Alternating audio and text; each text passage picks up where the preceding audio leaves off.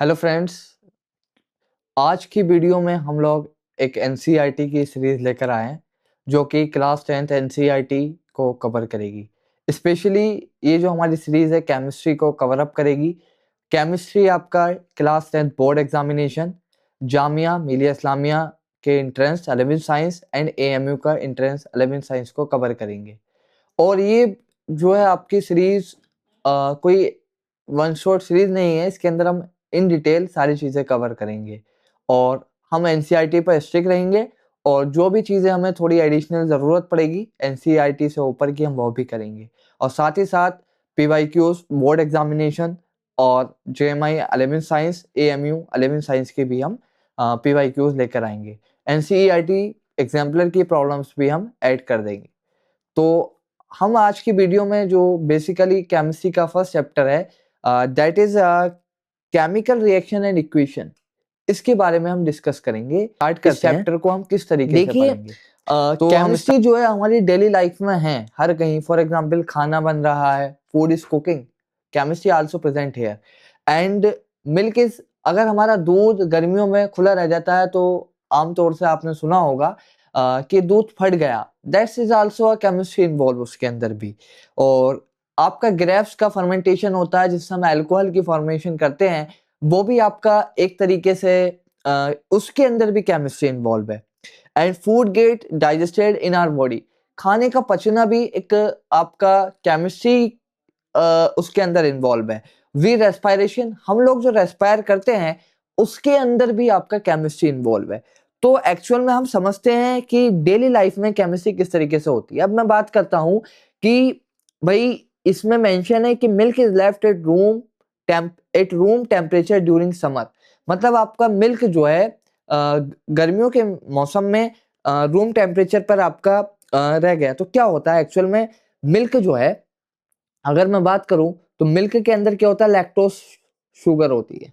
ठीक है, अब होता क्या है, जब गर्मियों में हीट होता है तो हीट की वजह से और साथ में लैक्टोबैसिलस जो कि बैक्टीरिया होता है उसकी वजह से क्या होता है, लैक्टिक एसिड फॉर्मेशन हो जाती है। ठीक है, लैक्टिक एसिड फॉर्मेशन हो जाती है। अब ये लैक्टिक एसिड क्या करता है, मिल्क के अंदर केसिन प्रोटीन्स होते हैं, मिल्क प्रोटीन्स होते हैं, उन मिल्क प्रोटीन्स को कोगुलेट कर देता है। ठीक है, उन प्रोटीन्स का कोगुलेशन कर देगा, मिल्क प्रोटीन का कोगुलेशन कर देगा, जिसकी वजह से आपकी कर्ड फॉर्मेशन हो जाती है। क्या हो जाती है, कर्ड फॉर्मेशन हो जाती है। मिल्क प्रोटीन आपके कोगुलेट हो जाएंगे जिसकी वजह से आपका क्या हो जाएगा, कर्ड फॉर्मेशन हो जाएगा। क्या हो जाएगा, आपका कर्ड फॉर्मेशन हो जाएगा। अगर मैं इसको, ये तो मैंने एक आपका वर्डिंग फॉर्म में लिख दिया, अगर मैं इसे केमिकल इक्वेशन की फॉर्म में लिखूं तो लैक्टोज होता है आपका C12H22O11। क्या होता है, C12H22O11। ठीक है, अब this is a lactose sugar जो कि आपका हमारे मिल्क के अंदर प्रेजेंट होती है। अब हीट की वजह से और लैक्टोबैसिलस की वजह से ये शुगर आपकी हीट की वजह से, क्योंकि आपका रूम टेम्परेचर है, अच्छा खासा टेम्परेचर है 25 डिग्री सेल्सियस, और ये आपका लैक्टोबैसिलस की वजह से लैक्टिक एसिड में कन्वर्ट हो जाता है, that is C3H6 and O5। तो लैक्टिक एसिड में आपका कन्वर्ट हो जाता है। ये लैक्टिक एसिड आपका हमारे मिल्क के जो प्रोटीन है उनको क्या कर देता है, कोगुलेट कर देता है। ठीक है, मिल्क प्रोटीन को कोगुलेट कर देता है। अच्छा, अब इसने क्या किया, मिल्क प्रोटीन को कोगुलेट कर दिया और आपका उससे हमारा कर्ड की फॉर्मेशन हो गई, कर्ड फॉर्मेशन आपकी हो गई। ठीक, कर्ड फॉर्मेशन हो गई।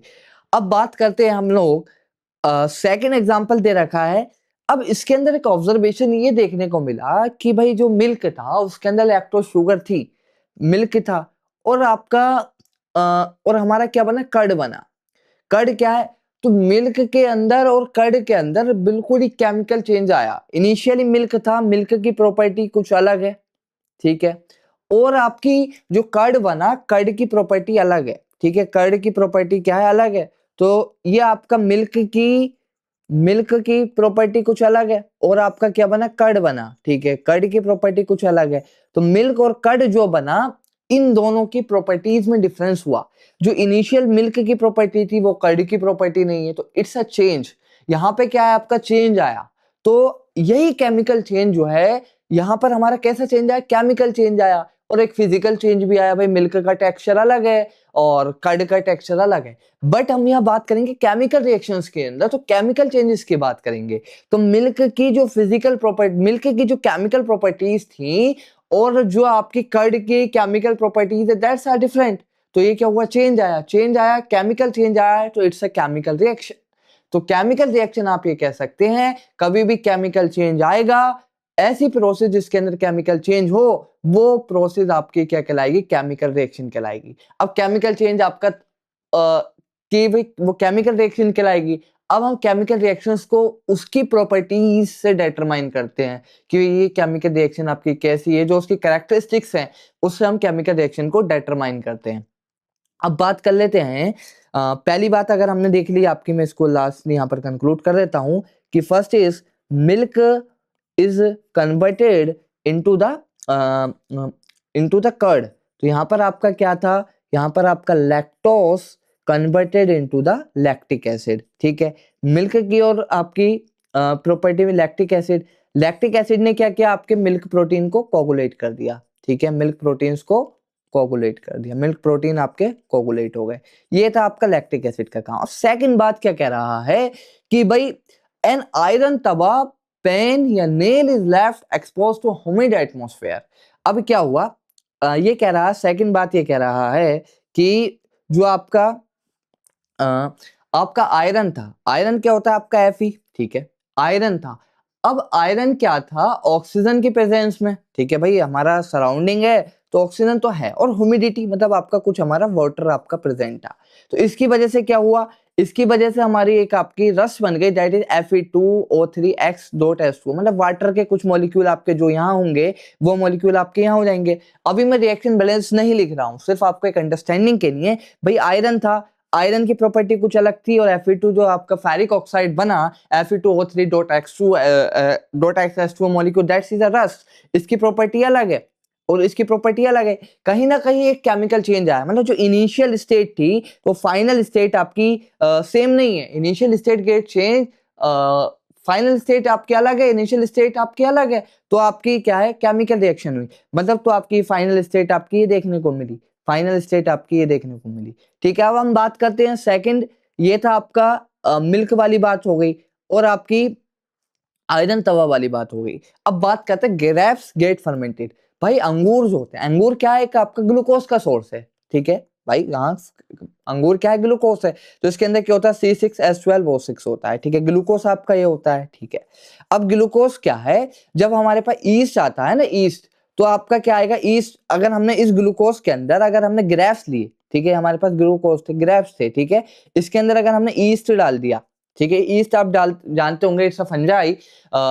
तो ईस्ट अगर हमने डाल दिया तो उस ईस्ट की वजह से क्या होगा भाई, इथेनॉल बन जाएगा, ठीक है, इथेनॉल बन जाएगा, CH3CH2OH आपका बन जाएगा, प्लस आपका कार्बन डाइऑक्साइड गैस निकलेगी। अब यहाँ कार्बन डाइऑक्साइड गैस निकली, इथेनॉल, जो आपका ग्लूकोज था इसके प्रॉपर्टीज अलग हैं, एंड आपका इथेनॉल जो है उसके प्रॉपर्टीज अलग हैं। और यहाँ एक चीज है, कार्बन डाइऑक्साइड भी निकल रही है। यह हम जब बात करेंगे कैरेक्टरिस्टिक्स ऑफ केमिकल रिएक्शन, तो हम इसकी बात करेंगे भाई कि गैस का इमिशन होना, प्रेसिपिटेट फॉर्मेशन होना, कलर चेंज होना, it's a symbol of chemical reaction, कि भाई केमिकल रिएक्शन हो रही है। तो अगर हम बात करें तो ग्रेप्स की फर्मेंटेशन की बात हो गई। अब बात करते हैं फूड इज कुक्ड, खाना बनता है। देखिए भाई क्या होता है फूड के अंदर, अगर हम बात करें, फूड के अंदर आपके प्रोटीन होता है, ठीक है, प्रोटीन होता है, आपका कार्बोहाइड्रेट होते हैं, ठीक है, कार्बोहाइड्रेट आपके यानी शुगर्स हो गए, मोनोसैकेराइड्स शुगर्स हो सकते हैं जिनके अंदर सिंगल शुगर होगा, डाइसैकेराइड शुगर हो सकते हैं, एंड आपके पॉलीसैकेराइड शुगर हो सकती हैं, जैसे स्टार्च हो गया, ग्लाइकोजन वगैरह, तो ये शुगर्स होती हैं। अब क्या है, जब फूड आपका कुक्ड होता है, आपका जब आपका फूड आपका क्या होगा, कुक्ड होएगा, फूड आपका कुक्ड होएगा, तो क्या होएगा, हम फूड को क्या करेंगे, हीट कर रहे हैं, ठीक है। जब फूड को हीट कर रहे हैं तो इसके अंदर बहुत कॉम्प्लेक्स प्रोटीन होंगे, टर्शरी प्रोटीन्स हो सकते हैं, तो ये टर्शरी प्रोटीन्स आपके क्या हो जाएंगे, डीनेचर्ड हो जाएंगे। फॉर एग्जांपल अगर आपके क्वाटरनरी प्रोटीन्स हैं तो आप क्या हो सकता है, प्राइमरी प्रोटीन्स हो जाएं, और अगर मतलब जो कॉम्प्लेक्स प्रोटीन स्ट्रक्चर हैं वो आपके सिंपल प्रोटीन स्ट्रक्चर में आपके कन्वर्ट हो जाएंगे, ठीक है। अब इसी तरीके से प्रोटीन्स है, उसके अंदर काफी सारे प्रोटीन्स आपका अमीनो एसिड से बनता है, प्रोटीन कैसे बनता है आपका, अमाइनो एसिड से बनता है। प्रोटीन कैसे बनता है? अमाइनो एसिड से बनता है। तो आपका प्रोटीन आपका सिंगल सिंगल अमाइनो एसिड्स में टूट जाएगा, शुगर्स आपकी डिनेचर्ड हो जाएंगी। तो आपका क्या है, फूड आपका जब कुक होता है तो आपकी क्या होती है, शुगर्स आपकी डीनेचर्ड हो जाती है। क्या हो जाती हैं? आपकी डीनेचर्ड हो जाती हैं। अब बात आती है food gets digested in our body.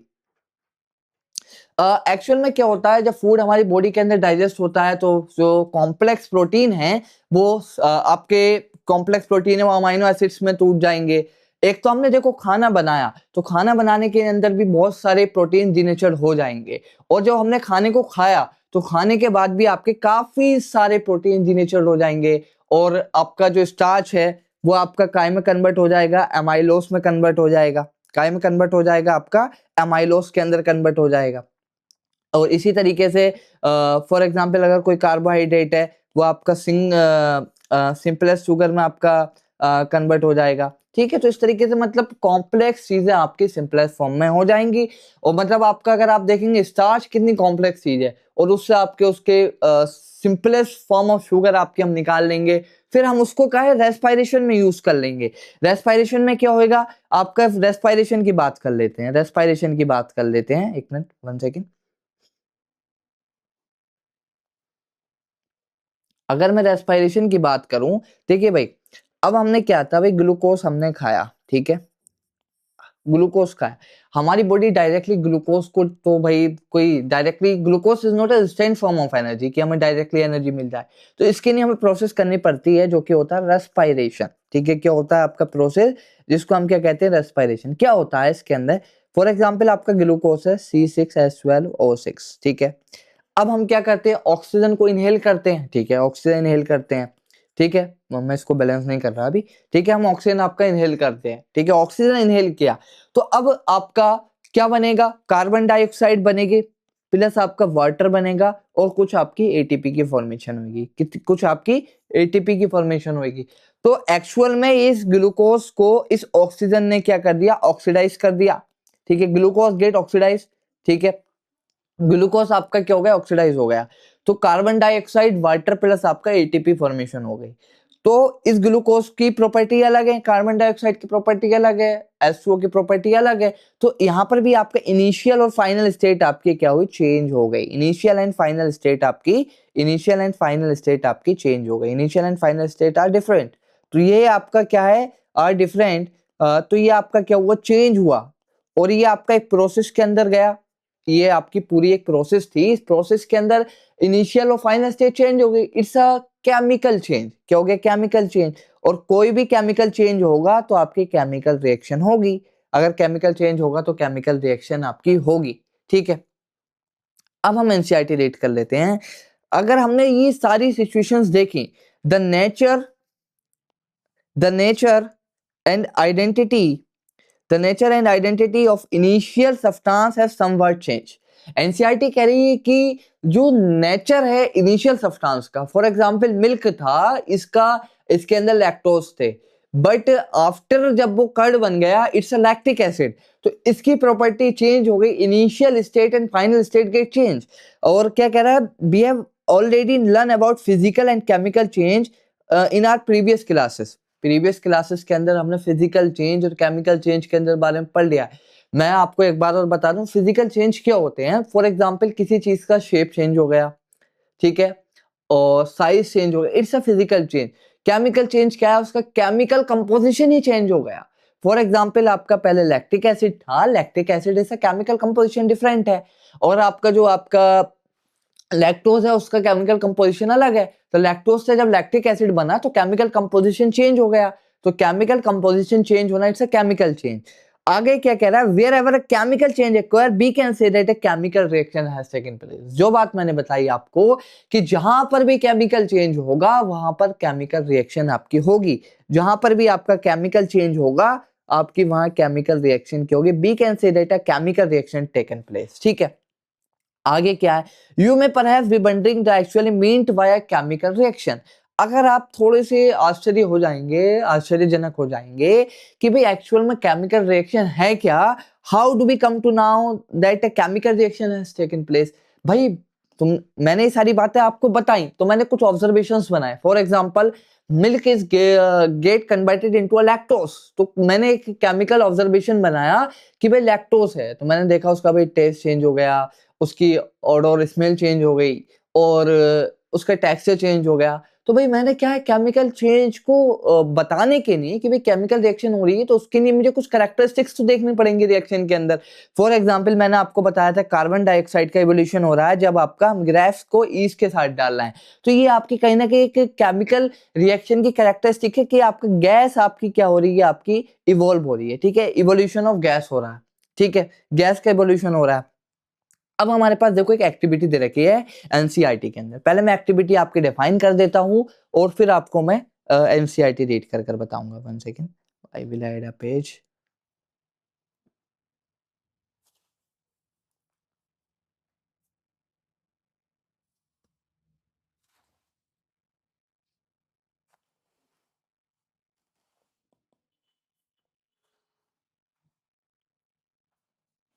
देखिए, अब मैं बात करता हूं आपका कि अ, हमारे पास जो एक्टिविटी दे रखी है, it's a burning of magnesium ribbon. ठीक है, क्या दे रखी है?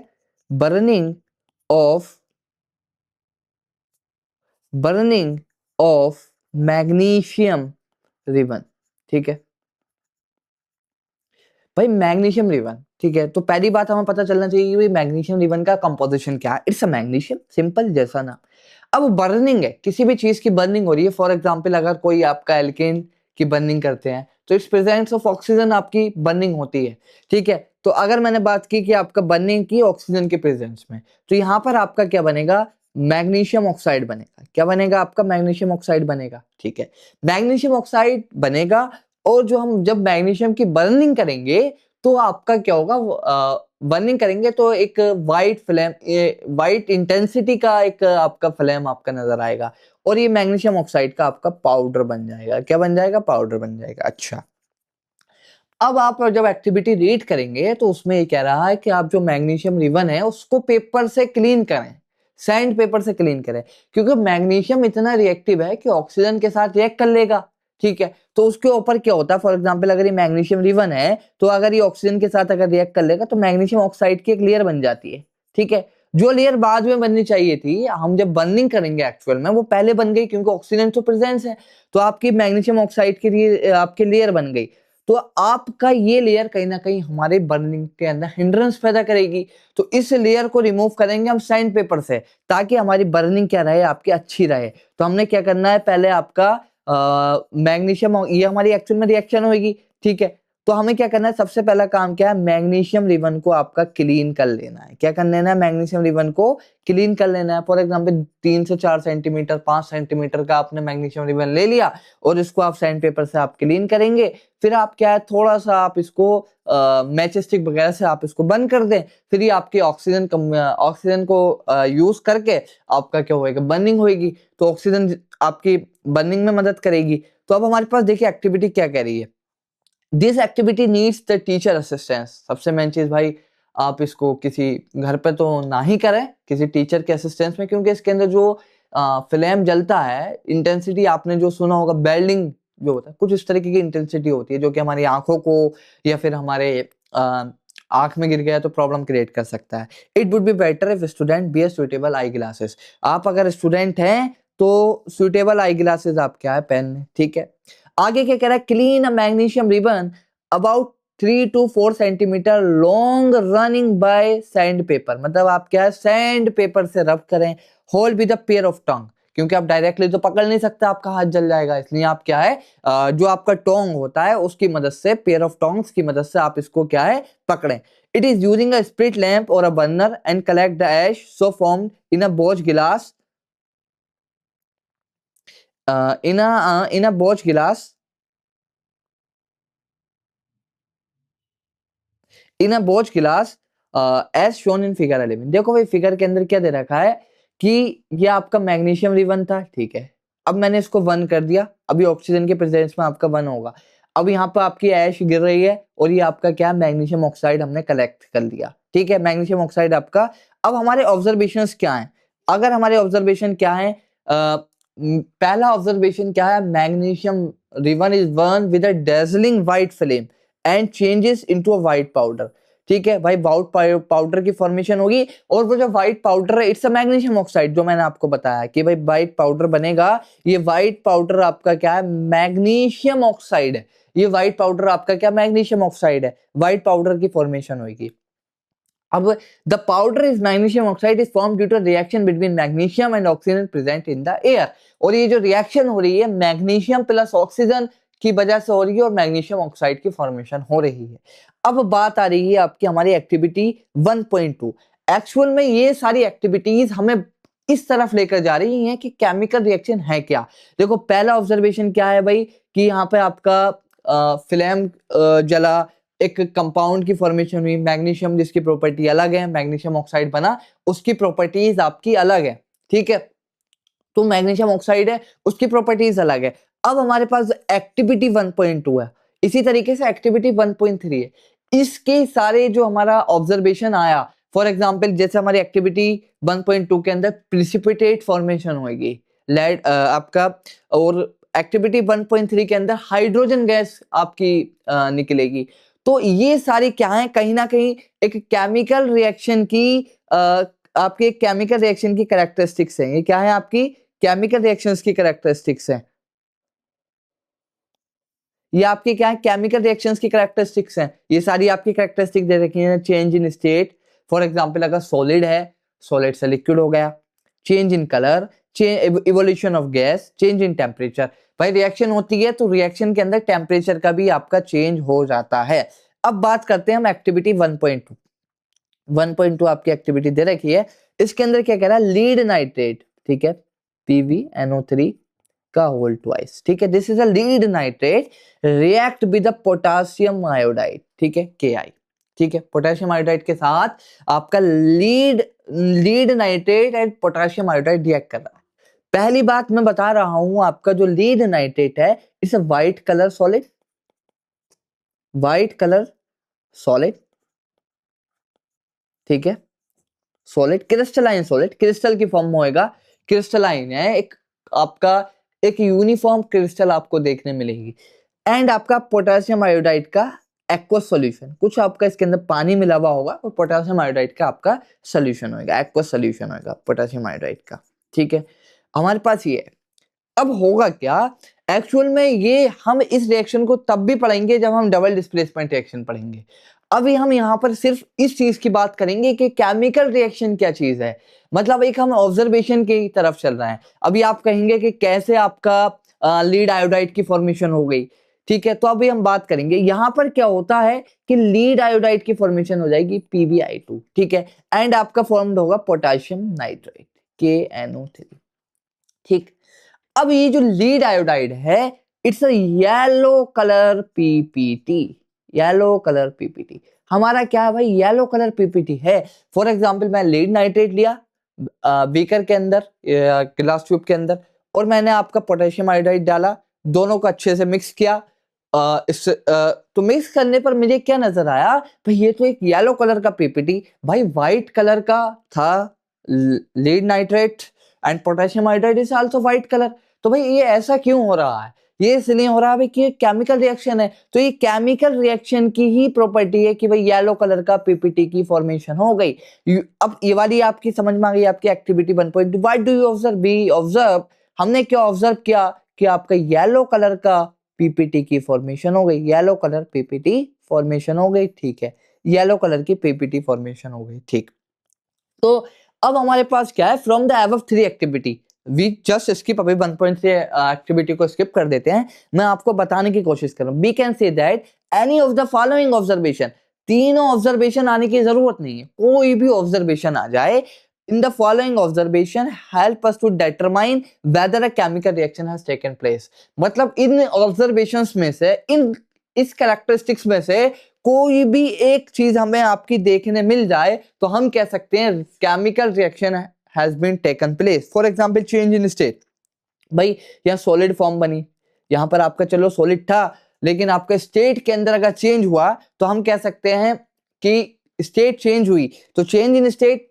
कि भाई लिक्विड था, लिक्विड से आपका सॉलिड हो गया, ठीक है, स्टेट चेंज कह सकते हैं। चेंज इन कलर, भाई देखो यहाँ पर इस लीड नाइट्रेट वाली रिएक्शन के अंदर अगर मैं बात करूं आपसे, लीड नाइट्रेट वाली रिएक्शन थी, ठीक है, यहाँ पर क्या हुआ, व्हाइट कलर से येलो कलर हुआ, तो भाई चेंज इन कलर, कलर के अंदर भी चेंज होगा। मैं लिख देता हूँ आपको साइट में कि आपका व्हाइट से येलो कलर, जैसे हमने एक्टिविटी 1.2 में देखा, येलो 1.2 में, ठीक है, 1.2 में चेंज इन टेम्परेचर। अब टेम्परेचर भी कहीं ना कहीं चेंज होगा कि रिएक्शन एंडोथर्मिक है या एक्सोथर्मिक है। फॉर एग्जांपल हम एक रिएक्शन वो है कि भाई हीट रिलीज कर रही है, तो वो रिएक्शन आपकी क्या कहलाती हैं, एक्सोथर्मिक कहलाएंगे। एक्सोथर्मिक जिनके अंदर आपका हीट रिलीज होगी, मतलब प्रोडक्ट की हीट ज्यादा होगी as compare to reactant. Exothermic का मतलब आपका हीट आपकी निगेटिव से डोनेशन कर देते हैं कि आपका हीट रिलीज हो रही है। या आप लिख सकते हैं अलग में कि आपको आगे के लेक्चर्स में काम में आएगा। और आपका अगर रिएक्शन अगर एंडोथर्मिक है तो आप कह सकते हैं, अगर रिएक्शन अगर आपकी एंडोथर्मिक है, अगर आपकी रिएक्शन आपकी एंडोथर्मिक है तो आप कह सकते हैं हमने उसको हीट दिया, फाइनली जो हमें टेम्परेचर मिलेगा वो आपका डिक्रीज मिलेगा, ठीक है, मतलब जो हमारा फाइनल प्रोडक्ट का टेम्परेचर आएगा वो आपका कम मिलेगा। पहले टेम्परेचर आपका ज्यादा होएगा जब आपका रिएक्टेंट ज्यादा प्रेजेंट, जब रिएक्टेंट प्रेजेंट होएगा, जैसे जैसे प्रोडक्ट की तरफ जाएंगे वैसे वैसे आपका टेम्परेचर क्या होता जाएगा, डिक्रीज होता जाएगा। जब कंप्लीट रिएक्शन हो जाएगी, जितना इनिशियल टेम्परेचर था उससे कम आपका टेम्परेचर आपका बाद में होगा। कहने का मकसद है उस रिएक्शन को कराने के लिए हमें एडिशनल हीट देने की जरूरत पड़ेगी। और अगर मैं बात करूं आपका, we can see there are large variety of chemical taking place around us. We will study about the various types of chemical reaction and their symbolic representation in this chapter. इस चैप्टर के अंदर हम सारी reactions पढ़ेंगे जो हमारे आसपास reaction हो रही है। फॉर एग्जांपल जैसे हमने पहले बात की कि भाई फर्स्ट हमने बात की, क्या बात की हमने पहले कि तवा है, तवा हमने भाई बाहर रख दिया। अगर आप आसपास देखें, अगर कोई भी आपके घर पे आसपास आपका आयरन वार होते हैं जिसको हम सरिया कहते हैं इन जनरल, देखे होंगे, अगर वो आपका एयर एक्सपोज हो तो वो आपका रस आ जाती है उस पर, वो काला पड़ जाता है, ब्राउनिश पड़ जाता है। और भी चीजें आपके बाहर देखी होंगी, आपकी खी होती है, कोई भी चीज अगर एक्सपोज कर दी जाए। और अगर आप देखेंगे ये वाली बात आप देख सकते हैं घर में कि भाई दूध खराब हो गया, मिल्क खराब हो गया, ठीक है, और आपका फूड भाई खाना बन रहा है तो कहीं ना कहीं उसकी प्रॉपर्टीज चेंज हो रही हैं, ये चीज तो आप देखते ही हैं।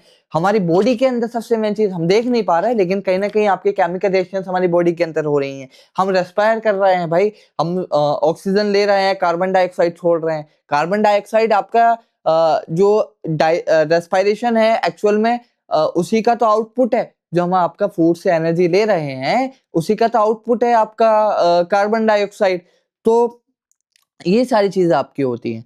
अब हम बात करते हैं एक्टिविटी 1.3 की। अब हमारे पास इस activity 1.3, I will add a page.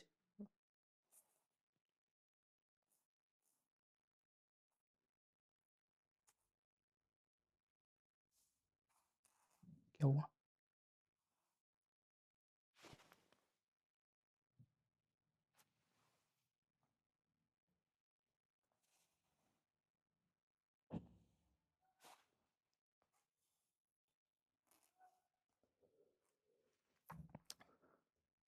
ठीक, देखिए अब हमारे पास क्या है, एक एक्टिविटी 1.3 दे रखी है जिसके अंदर कह रहा है कि zinc granule, zinc is a metal and it's a transition metal, कि आपका डी ब्लॉक एलिमेंट, ठीक है, जिंक आपका क्या है, जिंक मेटल लिया और हमने डाइल्यूट सल्फ्यूरिक एसिड लिया, ठीक है, डाइल्यूट सल्फ्यूरिक एसिड लिया, डाइल्यूट सल्फ्यूरिक एसिड लिया। जब हमने डाइल्यूट सल्फ्यूरिक एसिड को डाला तो आपका जिंक सल्फेट प्लस आपका हाइड्रोजन गैस का इवोल्यूशन हुआ, ठीक है, हाइड्रोजन गैस का इवोल्यूशन होगा। फॉर एग्जांपल आपने कॉनिकल फ्लास्क ली, कॉनिकल फ्लास्क एक अपैरेटस होता है, ग्लासवेयर होता है जो कि हम लैब्स में यूज करते हैं। इसके अंदर आपने डाइल्यूट H2SO4 डाला और इसके अंदर आपने जिंक मेटल डाल दिया, तो देखने को क्या मिला कि जिंक सल्फेट आपका बन जाएगा और हाइड्रोजन गैस का आपका इवोल्यूशन होएगा, ठीक है, इवोल्यूशन होएगा हाइड्रोजन गैस का। जिंक सल्फेट आपका पीपीटी की फॉर्म में आएगा, ठीक है, पीपीटी फॉर्म में आएगा जिंक सल्फेट, या एक्वस फॉर्म भी आपका रह सकता है, ठीक है। तो हाइड्रोजन गैस की इवोल्यूशन आपका होएगा, ठीक है, हाइड्रोजन गैस की इवोल्यूशन आपकी हुआ, ठीक है, हाइड्रोजन गैस का इवोल्यूशन हुआ।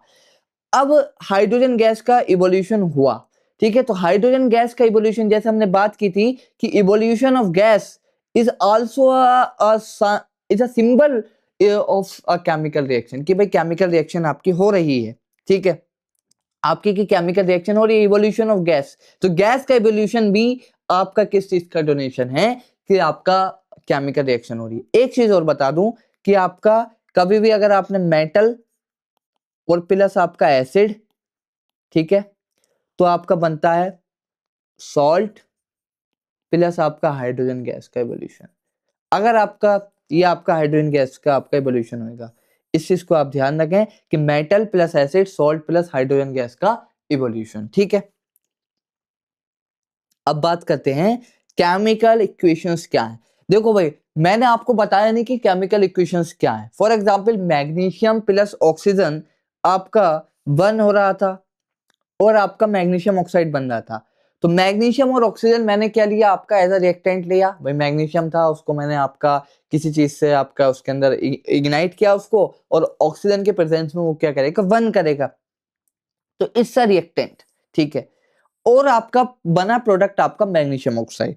देखिए यहां पर मैग्नीशियम और ऑक्सीजन एक आपके वर्ड में लिखे हुए हैं, इसका केमिकल रिप्रेजेंटेशन नहीं लिखा। फॉर एग्जांपल जैसे मैं लिख सकता था मैग्नीशियम प्लस आपका ऑक्सीजन प्लस आपका 2MgO, इस तरीके का नहीं है। It's a word representation. क्या दे रखा है आपका, वर्ड रिप्रेजेंटेशन। तो ये आपकी जो इक्वेशन कहलाती है वर्ड इक्वेशन कहलाती है, ठीक है। अगर इसी इक्वेशन को मैं इस तरीके से लिख दूं magnesium plus oxygen plus 2MgO, it's a symbolic representation, it's not a word equation, ठीक है। तो वर्ड इक्वेशन क्या हुआ, magnesium plus oxygen, it's a word equation, ठीक है। मैग्नीशियम प्लस आपका oxygen, it's a word equation, ठीक, वर्ड इक्वेशन। अब हमारे पास क्या कह रहा है, can be describe magnesium ribbon is burn in oxygen. Activity 1.1 से हम कह सकते हैं कि भाई magnesium is burn in the presence of oxygen, it gets converted into magnesium oxide. बात ठीक है। The description of a chemical equation in a sentence form is quite long. For example मैं लिखूं magnesium plus oxygen plus magnesium oxide, it's a बहुत बड़ा procedure हो जाएगा। For example मुझे लिखनी है 1000 ऑफ रिएक्शंस लिखनी है, तो मैं इस तरीके से थोड़ी लिखूंगा मैग्नीशियम प्लस ऑक्सीजन, मैं सिंबॉलिक फॉर्म लिखूंगा भाई, जल्दी भी काम होएगा और आपका एक जो हमारा स्टैंडर्ड बन गया है उस तरीके से भी काम होएगा। तो स्टैंडर्ड इसलिए बनाया गया ताकि आसानी रहे हम लोगों को, ठीक है। Chemical reaction form is quite long, ठीक है। अगर मैं उसको description of chemical reaction, it can be written in a shorter form, the simplest way to in the form of a word equation. एक तो आपका वर्ड इक्वेशन की form में आप लिख सकते हैं, ठीक है, आप वर्ड इक्वेशन की फॉर्म में लिख सकते हैं। अब बात क्या कह रहे हैं, the substances that undergo chemical change in the reaction 1.1। जो आपकी रिएक्शन 1.1 थी उसके अंदर आपके सब्सटेंस थे, जो आपके रिएक्टेंट थे, मैग्नीशियम प्लस ऑक्सीजन था, वो आपका क्या है, केमिकल चेंज के लिए गया, and the new substance is magnesium oxide form during the reaction as a product, ठीक है। मैग्नीशियम ऑक्साइड आपका बना रिएक्शन के अंदर एज अ प्रोडक्ट, ठीक है भाई। मैग्नीशियम और oxygen are the reactant and the magnesium oxide is formed is to be a product. आगे क्या कह रहा है, but equation shows changes of reaction to product through an arrowed place between them, the reactant are written on the left hand side and plus sign between them। देखिए भाई, reactant आपके left hand side में लिखे हुए हैं, ठीक है, magnesium, और आपका ये आपका ऑक्सीजन लेफ्ट हैंड साइड में है, ठीक है, और जो प्रोडक्ट बना वो आपका क्या है, राइट हैंड साइड में, ठीक है। अब हमने क्या लिख दिया, इसको हमने प्लस से कर दिया आपका कि मैग्नीशियम प्लस ऑक्सीजन आपका रिएक्ट कर रहा है। फॉर एग्जांपल अगर कुछ और रिएक्टेंट भी बनता तो हम उसमें भी प्लस लिख देते, उस चीज को भी हम प्लस लिख देते। आगे क्या कह रहा है, the reactant are written on the left hand side with a plus sign between them, ठीक है, प्लस साइन हमने उसके अंदर दे दिया।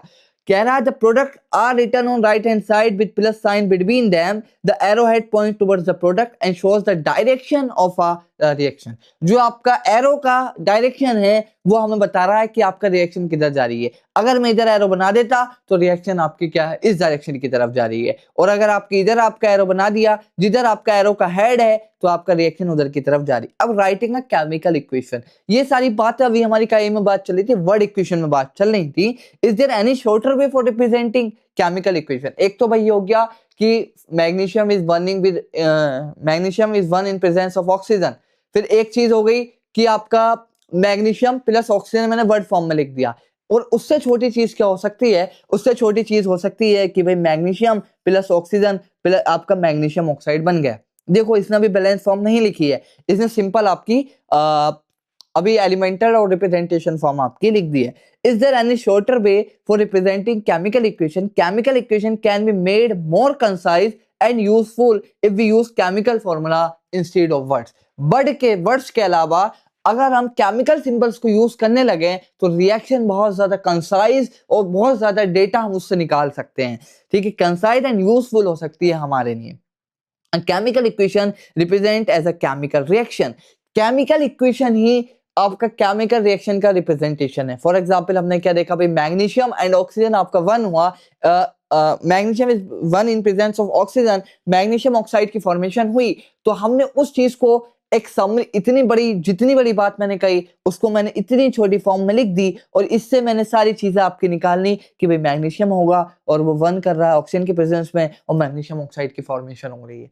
ठीक है, chemical equation represent chemical reaction if you recall a formula of magnesium oxygen and magnesium oxide. आपने 9th class के अंदर मैग्नीशियम का सिंबल पढ़ा होगा जो कि होता है Mg। ठीक है, Mg होता है मैग्नीशियम का सिंबल। ठीक है, ऑक्सीजन का आपका, मैं एलिमेंटल स्टेट की बात कर रहा हूं। ठीक है, ऑक्सीजन का होता है आपका O। ठीक है, ऑक्सीजन का आपका होता है O। ठीक है, इसे मैं सही से लिख देता हूं,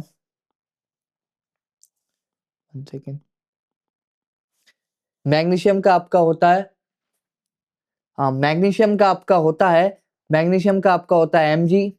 ठीक है, ऑक्सीजन का आपका होता है आपका O2। ठीक, O2। तो इस तरीके से मैंने रिप्रेजेंटेशन कर दिया। ठीक है, ऑक्सीजन का ये मैंने आपका मॉलिक्यूलर स्टेट बता दी, एलिमेंटल फॉर्म इसकी आपका ऑक्सीजन होती है, फ्री स्टेट में ऑक्सीजन नहीं मिलता, O2 ही फॉर्म मिलती है। तो ऑक्सीजन का आपका अगर मैं एलिमेंटल रिप्रेजेंटेशन बताऊं तो आपका O होगा। ठीक है, एलिमेंटल फॉर्म। अब हमारे पास क्या था भाई, इतनी कॉम्प्लेक्स चीज को हमने एक सिंपल कंसाइज फॉर्म में लिख दिया, मतलब सारी कहानी को एक हमने सिंपल समरी दे दी कि भाई मैग्नीशियम प्लस ऑक्साइड बन रहा है और हमने एरो से बता दिया भाई कि रिएक्शन इधर जा रही है, एरो से बता दिया कि आपका रिएक्शन आपकी किधर की तरफ जा रही है। हमने एरो क्या बताता है, आपका डायरेक्शन ऑफ रिएक्शन बता दिया कि भाई मैग्नीशियम एंड ऑक्सीजन है। Is the number of atoms, क्या आपके नंबर ऑफ एटम्स दोनों तरफ सेम है? नहीं, इधर एक मैग्नीशियम और इधर एक मैग्नीशियम। ठीक है, बट ऑक्सीजन इधर दो, इधर ऑक्सीजन आपका एक है। तो अब हम नेक्स्ट लेक्चर में यहीं से शुरुआत करेंगे। भाई ये तो आपका law of conservation of mass के अगेंस्ट है। ठीक है, law of conservation of mass जो है उसके अगेंस्ट है। आपने 9th क्लास में उम्मीद है law of conservation of mass पढ़ा होगा कि आपका जितना रिएक्टेंट है उतना ही प्रोडक्ट रहेगा, कुछ भी लॉस नहीं होएगा। जितना मास आपका रिएक्टेंट का है उतना ही मास आपका प्रोडक्ट का होगा, देयर इज नो लॉस। तो आपका यहाँ पर अगर आप देखें भाई मैग्नीशियम एक बट ऑक्सीजन यहाँ दो, यहाँ ऑक्सीजन एक है, तो कुछ ना कुछ तो रिएक्शन में गलती है, मतलब कि रिएक्शन अभी अनबैलेंस है, दिस रिएक्शन इज अनबैलेंस। तो अगले लेक्चर से हम बात करेंगे what is, we will deal the balancing of chemical equation, कि हम किस तरीके से केमिकल इक्वेशन को बैलेंस कर सकते हैं। उम्मीद है आपको लेक्चर अच्छा लगा होगा और अगर कोई एरर हुआ हो तो आप कमेंट बॉक्स में बता सकते हैं और अपने डाउट्स आप टेलीग्राम पर पूछ सकते हैं हमारे, और इंस्टाग्राम पेज पर भी अपने डाउट्स हमारे आप भेज सकते हैं और हम डाउट्स आपके सॉल्व करने की कोशिश करेंगे। और इसी तरीके से हम इसके आपके क्वेश्चन फ्रेम करेंगे, एग्जाम्पलर प्रॉब्लम्स जितनी भी होती हैं और आपकी कुछ साइंस बुक्स होती हैं स्पेशली जो आपके एनटीएससी के लिए चलती थी या फिर और एग्जाम्स के लिए चलती थी, जो बेसिकली एएमयू में जो केमिस्ट्री का लेवल है थोड़ा ऊपर रहता है एज कम्पेयर टू जामिया।